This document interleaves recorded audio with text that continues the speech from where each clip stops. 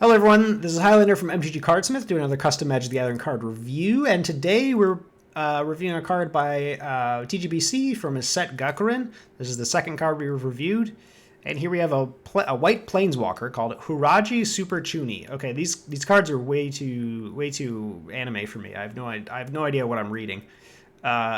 Super Chuni, I have no idea what that means. Okay. So 4 mana Planeswalker starts at 3 loyalty, +2. Put a +1/+1 counter onto target creature you control. It gains vigilance and lifelink until end of turn. Okay, fine ability. -3 deal 5 damage to target creature an opponent controls. Add 4 Honkai counters to your reserve. All right, here we go again with the counters here. We don't exactly know what these are for, but maybe the emblem uses them. Create a Houraiji emblem, and I think he gave me the emblem. Let's take a look at it. Whenever a creature you control blocks or is blocked by a creature with more power than it gets +3/+3 until end of turn.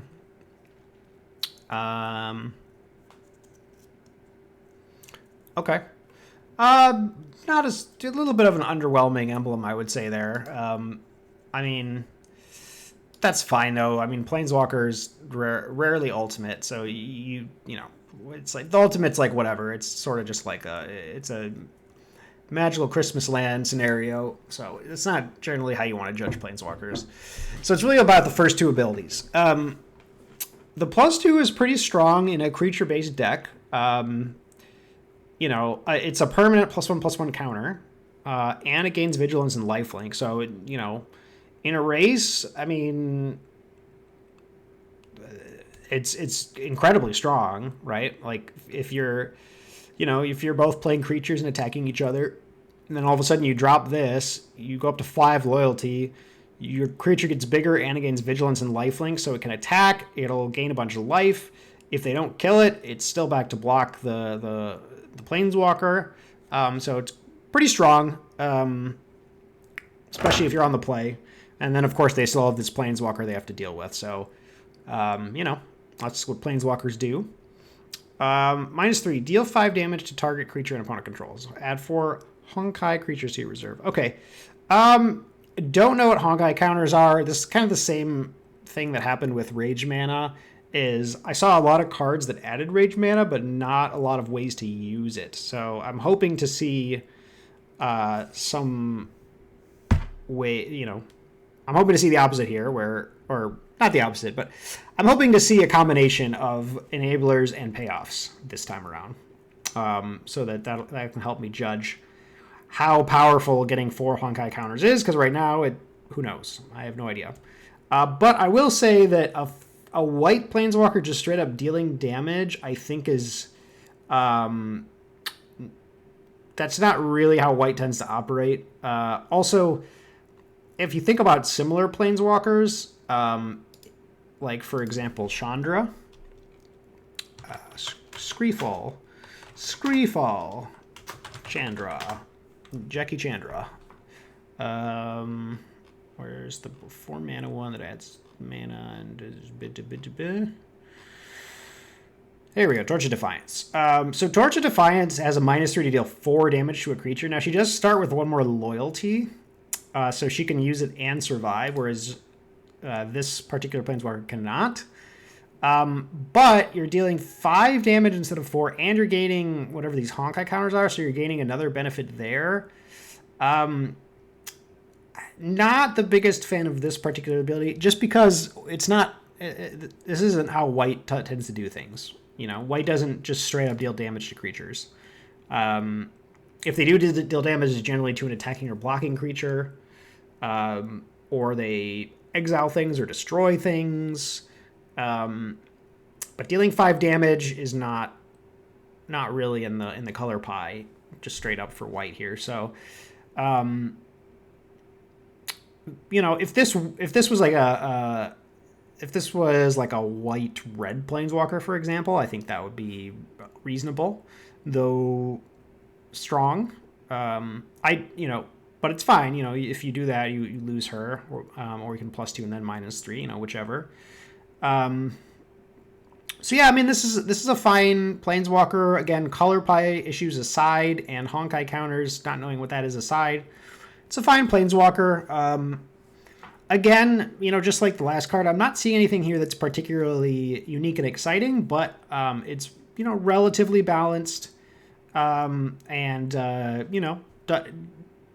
I can't find too much wrong with it outside of that color issue that I mentioned.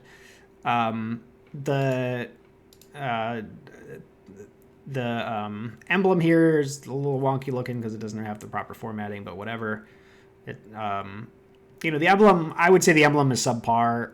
Usually like with these ultimates, again, like Planeswalker so rarely ultimate, you might as well just make it exciting. And this ultimate here is like not exciting because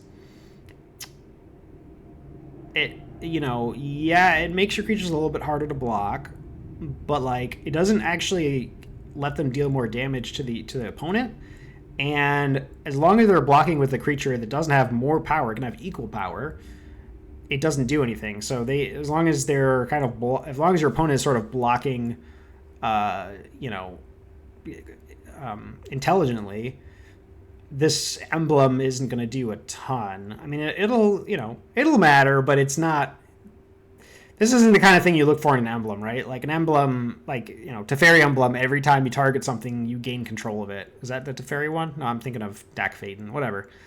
That's kind of the ultimates are like magical Christmas land scenarios, and they should probably get you pretty close to winning the game, just because it makes the Planeswalker exciting, even though the ultimate is rarely occurs. So, and if it does occur, it means you're winning the game, and it's just a way to essentially close out a game that your opponent's already losing, right? Like that's kind of the whole thing with these ultimates. It's not like the ultimate is not like part of the Planeswalker's design necessarily, or part of what makes a Planeswalker good or bad. It's really more that once you have a Planeswalker in play for that many turns, you've gotten already so much value that your opponent has basically lost already. But because Planeswalkers don't deal damage to players, outside of like Gideons, for example, which don't have ultimates, at least the ones that attack generally don't. Because Planeswalkers don't attack the opponent, you need a way to just end the game to sort of put them out of their misery, right? And that's essentially what the ultimates are for. It's like, if you ever get into that situation, just win the game, at that point. And this does not do that at all. This is such a minor emblem. So, yeah, you'd probably want something a little bit better here. But so this, I would say for this one, I'm going to give this, if I gave the last one a 6 out of 10, this one is similar in the sense that, it's a fine card. It's got a fine set of abilities. It seems somewhat balanced. But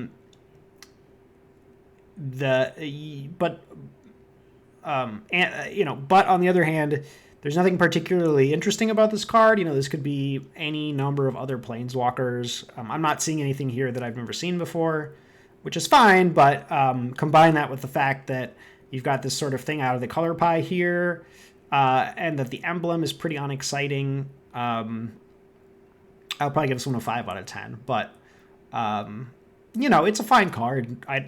There's nothing super wrong with it outside of this color issue. So yeah, that's my review of Houraiji Super Chuni. I'll see you guys next time.